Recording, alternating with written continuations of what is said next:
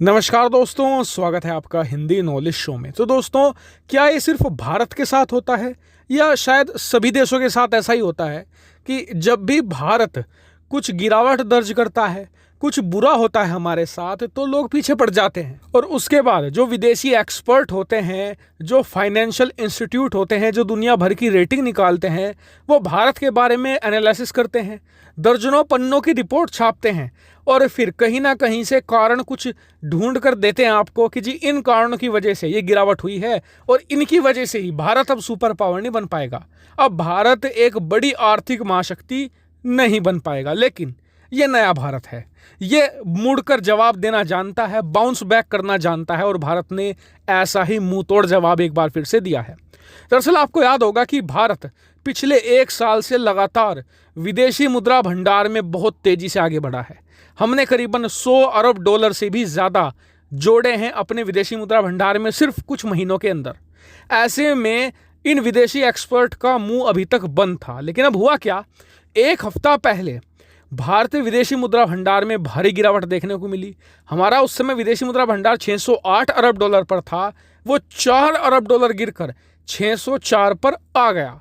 अब ये होना था और विदेशी एक्सपर्ट के मुंह खुलने थे। इतना ही नहीं, मुझे खुद ट्विटर पर, इंस्टाग्राम पर मैसेज आने लगे कुछ लोगों के, जो कहने लगे कि अब वीडियो क्यों नहीं बनाते, अब तो भारत का विदेशी मुद्रा भंडार गिर गया, अब अपडेट क्यों नहीं दे रहे। लेकिन मुझे भारत पर पूरा भरोसा था कि भारत बाउंस बैक करेगा और भारत ने एक तगड़ा बाउंस बैक किया है। दरअसल आप स्क्रीन पर देखिए, भारत ने 4 अरब डॉलर की गिरावट के तुरंत बाद एक हफ्ते के अंदर पहले करीबन 5 अरब डॉलर और अब 1 अरब डॉलर की वृद्धि करके 610 अरब डॉलर के सर्वोच्चतम स्थान पर पहुंच चुका है। आज से पहले कभी भी भारत का जो विदेशी मुद्रा भंडार, जो खजाना है, वो इस लेवल पर नहीं पहुंचा था, इवन इसके आसपास भी नहीं था।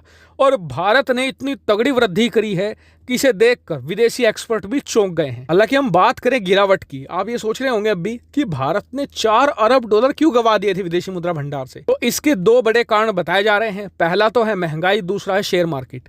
दरअसल महंगाई और शेयर मार्केट जब ये हद से ज्यादा बढ़ने लगते हैं तो इनकी बढ़ोतरी को फ्रीज करने के लिए, यानी कि वहीं का वहीं रोकने के लिए, अमूमन reserve bank of India market के अंदर जो विदेशी मुद्रा भंडार है उसे बर्न करती है, जिस वजह से शेयर मार्केट भी संभल जाता है और जो महंगाई है उसे वहीं पर रोका जाता है। हालांकि अगर महंगाई कम करनी हो तो बहुत ज़्यादा विदेशी मुद्रा भंडार फूकना पड़ेगा, जो भारत अफोर्ड नहीं कर सकता, क्योंकि भारत को जो दूसरी चीज़ें हैं, जैसे कि हम ऑयल इंपोर्ट करते हैं उसका पेमेंट हमें डॉलर में करना पड़ता है, दूसरी चीज़ें आयात करते हैं उनका भी हमें बिल डॉलर में ही पे करना पड़ता है। इसलिए भारत का विदेशी मुद्रा भंडार घटा था, लेकिन हमने दमदार तरीके से एक्सपोर्ट किया। पश्चिमी देशों से हमारे यहाँ पर अच्छा खासा एफडीआई यानी कि फॉरेन डायरेक्ट इन्वेस्टमेंट आया, हमारे शेयर मार्केट में उन्होंने पैसा लगाया, जिस वजह से हमें और ज़्यादा विदेशी मुद्रा भंडार मिला है। इसकी मदद से हमारी जो गिरावट हुई थी वो भी रिकवर हो गई है, बल्कि एक्स्ट्रा पैसा भी हमारे पास आ गया है।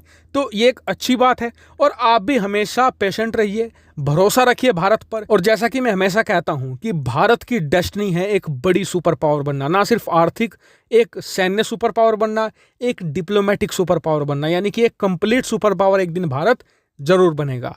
हालांकि आपका इन सभी चीज़ों पर क्या मानना है कमेंट करके जरूर बताएगा, वीडियो को शेयर कीजिएगा और चैनल को सब्सक्राइब जरूर कीजिएगा। फिलहाल वीडियो में इतना ही। Thank you very much for watching video.